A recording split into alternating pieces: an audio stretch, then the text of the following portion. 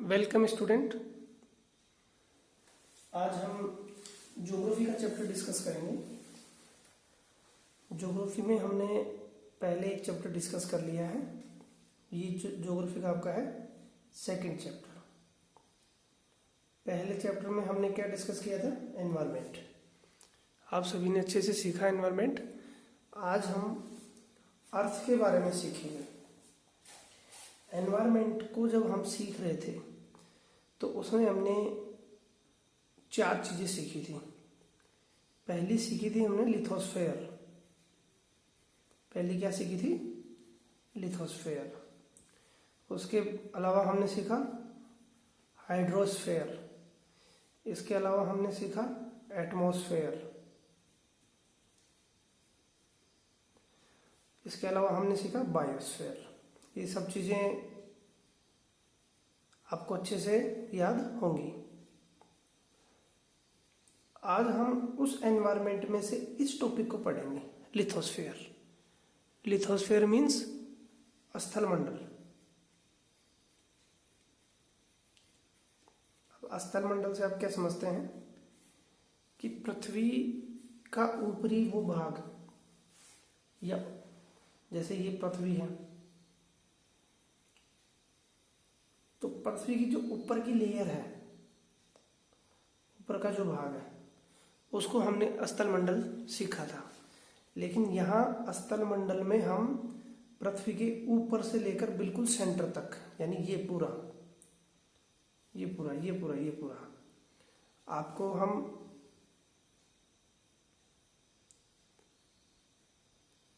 इस मॉडल की सहायता से सीखेंगे। जैसे ये मॉडल, आप इसको इमेजिन करें कि ये एक हमारी पृथ्वी का मॉडल है। जैसे ये पृथ्वी हो गई, पृथ्वी पूरी तरह से गोल है।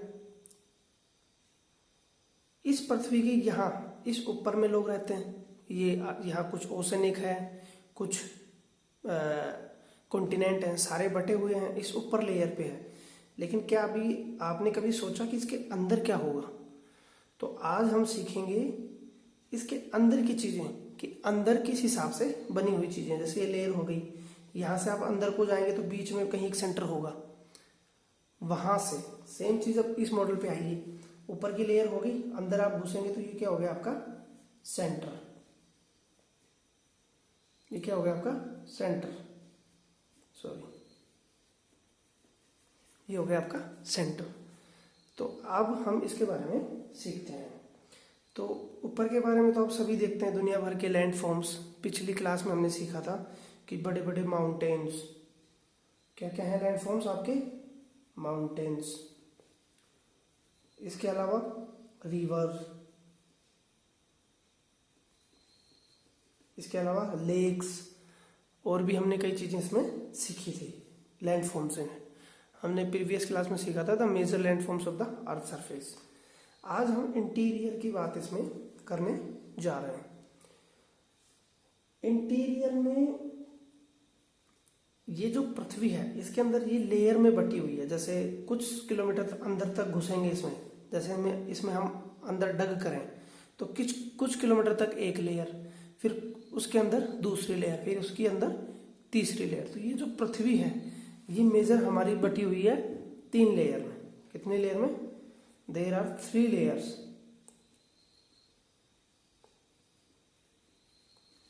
3 लेयर्स। वो लेयर्स कौन कौन सी हैं मैं बता देता हूं। सबसे पहली है आपकी क्रस्ट, दूसरा आपका मेंटल, तीसरा आपका कोर। इसको बोलते हैं भूप्रपटी, इसको बोलते हैं मेंटल ही बोलते हैं इसको। ये हो गया आपका क्रोड, क्रोड या कोर, हिंदी में इसको क्रोड बोलते हैं।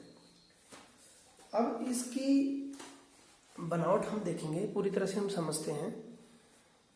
तो ये जो पृथ्वी है, पृथ्वी के कुछ किलोमीटर तक खोदते हम चले जाएंगे तो लगभग 35 किलोमीटर तक ये प्रॉपर्टी मिलेगी आपको। क्रस्ट कौन सी मिलेगी?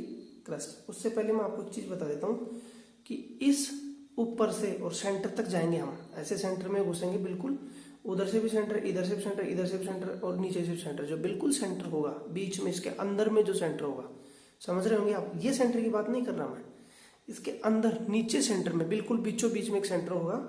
तो यहां से और उस सेंटर तक पहुंचेंगे, या यहां से उस सेंटर तक पहुंचेंगे, या यहां से इस सेंटर में पहुंचेंगे, तो उसकी दूरी है 6371 किलोमीटर।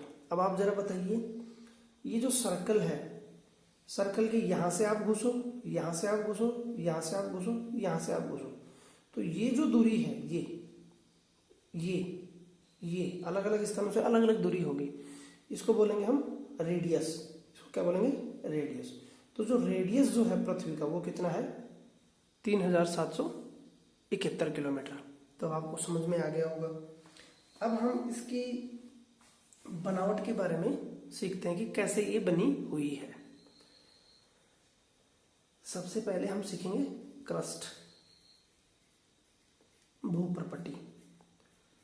क्रस्ट जो है वो मेजरली ऊपर है, पृथ्वी के बिल्कुल ऊपर की जो लेयर है वो क्रस्ट है। अब एक चीज बताइए मुझे, इसमें हमने सीखा है, देखा है कि कॉन्टिनेंट है, मेजर कॉन्टिनेंट। कितने सारे कॉन्टिनेंट कितने हैं? 7 अलग अलग मेजर हैं, वो अलग अलग प्लेट्स हैं, अलग अलग कॉन्टिनेंट्स हैं। उनके बीच में ही हमने डिस्कस किया था वाटर बॉडीज। मैं मैप में आपको दिखाता हूँ। इस मैप में आप देख रहे होंगे, ये मैप आप ध्यान से देखिए, ये वाला। तो देखो ये सारे क्या है? ओशन, सॉरी आपके continent. South America continent, sorry north America continent, south America continent, Africa, Eurasia यानी यूरोप और एशिया, ऑस्ट्रेलिया, और ये आपका अंटार्कटिका। तो आप देख रहे होंगे कि यहाँ जल है, ज्यादातर सरफेस पे क्या है? जल है। ये पूरा गोल हो गया, इसके कुछ सरफेस पर क्या हो गया? जल हो गया, और ये पूरा क्या हो गया? लैंड। तो अब एक चीज बताइए, जल नीचे होगा कि ऊपर होगा? यानी जब हम किसी बराबर प्लेन कोई चीज है तो क्या उस पर जल टिक पाएगा? जहां गड्ढा होगा वहीं जल भरा जाएगा। इसका मतलब ये हुआ कि अर्थ सरफेस पर ये सारे क्या हैं? उभरे हुए भाग हैं। अर्थ सरफेस जो है वो अनइवन है, समतल नहीं है, कहीं उठा हुआ कहीं दबा हुआ। जो दबी हुई जो अवस्था है उसमें क्या है? Water body. तो वहां सारे महासागर, ओशंस होंगे आपके। तो ये प्लेट जो है, अब वापस हम वो मॉडल देखेंगे। ये जो प्लेट, जैसे ये पृथ्वी जो है, इसकी जो सबसे पहली जो प्रॉपर्टी है, तो वो कहीं नीची कहीं ऊंची, कहीं नीची कहीं ऊंची। तो जो नीची होगी उसमें पानी भरा होगा, तो वो हो गया ओशन, और ऊपर आपका हो गया कॉन्टिनेंट। तो कॉन्टिनेंट से हम नीचे की तरफ नापेंगे। तो अब एक चीज बताइए, ये मोटी परत होगी या ओशन वाली मोटी परत होगी? अब अनुमान लगाइए। यानी यहां से और नीचे जाएंगे, यहां मानो ये कॉन्टिनेंट हो गया और यहाँ दबा हुआ चीज है, तो यहां से समुद्र तल से और क्रस्ट को नापेंगे तो ज्यादा मोटाई में कौन सा होगा? ये वाला कि ये वाला? इसमें ज्यादा मोटाई वाला होगा आपका कॉन्टिनेंटल प्लेट, या कॉन्टिनेंटल जो भाग है वो आपका बड़ा होगा। अब वो बड़ा कितना है? जैसे मानिए कि ये पृथ्वी है, ये अर्थ है, अर्थ सरफेस पर यहाँ कॉन्टिनेंट है और ये वाटर है, ये मान लो आप।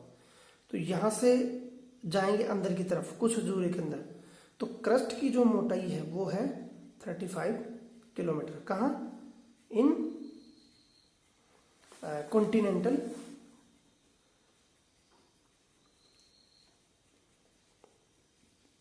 कंडीशंस। ठीक हो गया। और जो आपकी ओसनिक प्लेट है या ओसनिक जो स्थिति है, ओसनिक जो स्थिति है उसकी मोटाई आपको मिलेगी 5 किलोमीटर। इसका मतलब क्या हुआ कि जो उभरा हुआ भाग है, यानी जो कॉन्टिनेंट है और जो नीचे समुद्र है, उसके ऊपर की परत और इसके ऊपर की परत में कितना फर्क हो गया? 30 किलोमीटर का। एवरेज के तौर पर हर जगह ये अलग अलग मिलेगा, लेकिन हम यहाँ क्या पढ़ रहे हैं? ओवरऑल एक एवरेज पढ़ रहे हैं उसका। हाँ, तो ये जो लेयर होगी ये होगी आपकी क्रस्ट। क्रस्ट के नीचे आपकी होगी मेंटल।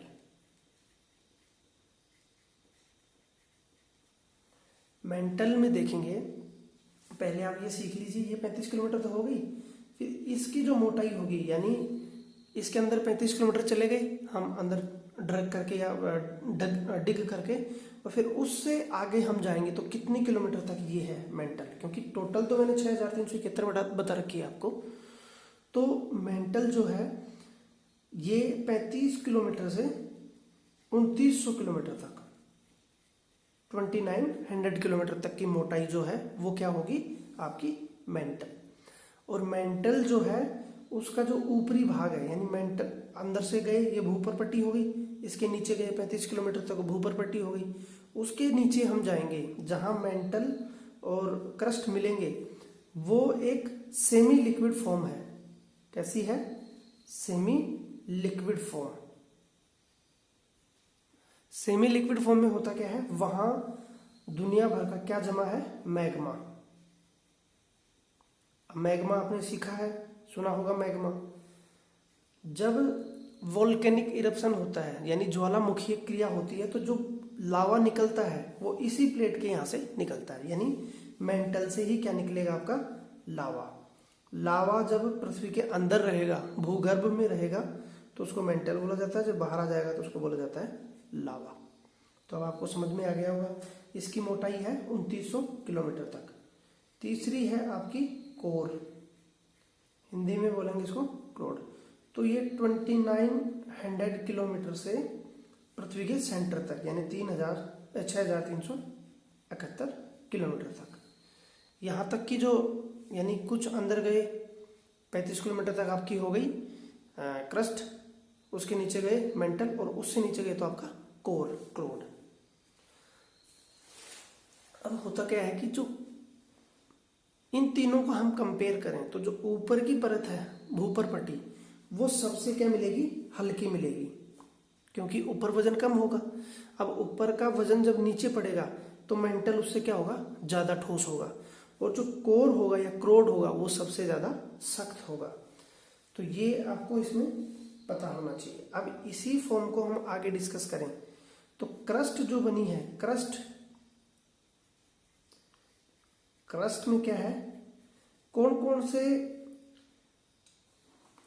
जो तत्व हैं वो ज्यादा अवेलेबल है। इस क्रस्ट को हम बोलते हैं सियाल। उसको क्या बोलते हैं हम? सियाल। अलग अलग ज्योग्राफर जो हुए उन्होंने अलग अलग इनको बांटा है, अलग अलग इनका क्लासिफिकेशन किया गया है। तो क्रस्ट जो है वो सियाल भी बोलते हैं। सियाल को यदि हम अलग अलग करें तो SI प्लस सियाल। SI से मतलब हो गया आपका सिलिका। क्या हो गया आपका? सिलिका। और AL से हो गया आपका एल्यूमिनियम। तो जो सियाल है वो सिलिका और एल्यूमिनियम की बनी हुई है, यानी इन तत्वों की उसमें क्या है? प्रधानता है, प्रचुरता है। दूसरा यदि हम डिस्कस करें मेंटल को बोला जाता है सीमा। मेंटल को क्या बोला जाएगा? सीमा। वही SI से सियाल और Ma से मैग्नीशियम। तीसरा है आपका कोर को बोला जाता है निफे। अब निफे को यदि हम अलग अलग सीखेंगे तो निकल और फेरस, इसमें हम सीख सकते हैं निकल। साइंस में आपने इन सभी तत्वों के बारे में सीखा होगा, निकल प्लस फेरस। देखो, सियाल भारी होगा या हल्का होगा एल्यूमिनियम से? ये इससे सियाल, इससे मैग्नीशियम से हल्का होगा सियाल।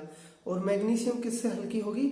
निकल और फेरस से। जैसे जैसे नीचे जाएंगे वैसे वैसे भारी तत्वों की प्रधानता बढ़ती चली जाती है। एक चीज और, जैसे जैसे हम इसके अंदर जाएंगे, जो टेम्परेचर अर्थ सरफेस का है वो अंदर क्या होता चला जाएगा? बढ़ता चला जाएगा।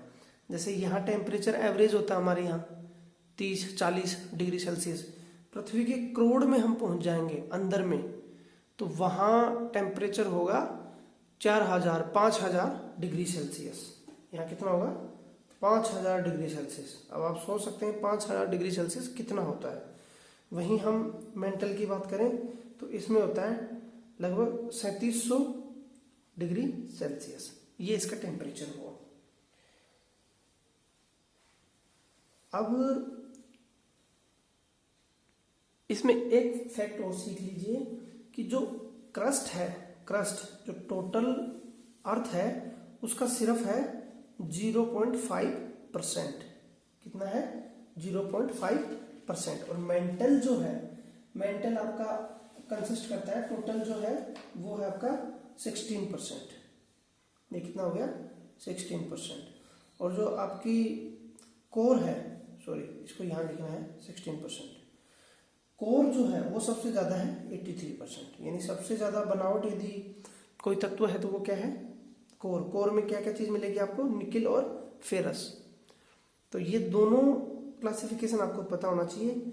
कॉन्टिनेंटल जो क्रस्ट है उसमें और ओशनिक क्रस्ट में कितना फर्क होता है? 5 किलोमीटर तक ही मोटी मिलेगी सिर्फ क्रस्ट में। यदि ओशनिक उसमें देखेंगे तो वो सिर्फ 5 किलोमीटर मोटी होगी, क्योंकि नीचा वो ऑलरेडी दबा हुआ है और ये जो है ये क्या है? उठे हुए हैं कॉन्टिनेंट। तो ये आपको डिफरेंस इसमें पता होना चाहिए। मैंने आपको रेडियस बता दी, टोटल जो रेडियस है वो है 6371 किलोमीटर। टेम्परेचर की बात मैंने आपको बताई। तो ये आज के इस वीडियो में हम इतना ही सीखेंगे। अगले वीडियो में हम रॉक्स के बारे में और इसके अंदर पाए जाने वाले मिनरल्स के बारे में सीखेंगे।